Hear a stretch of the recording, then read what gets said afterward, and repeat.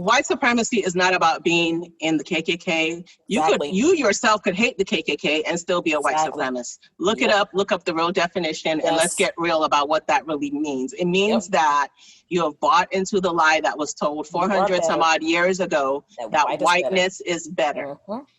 And that lie had a whole messaging campaign, newspapers, events, like to support that lie and to reinforce that lie and to feed it to people over and over and over again.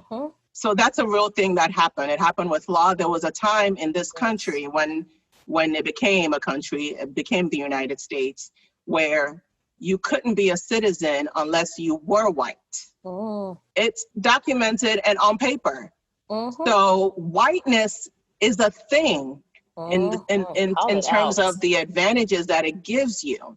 All of the benefits that came with citizenship at that point only went to white people because those were the only people that could be citizens. And on top of that, and we're just going to give a brief history lesson for all those who like to bring up European ancestry, right? So let's talk about how whiteness was given and awarded legally. You can find this stuff. It was legally awarded to those who were not considered American. This is why white people who are Italian, white people who are Polish, because I got to bring up the Italian because they always say Italian because Italians were mistreated when they came over here. Right. They were mistreated on there. Italians and blacks were in the slums together. Yes. And but they were granted white access to whiteness. And so now they live amongst those privileges.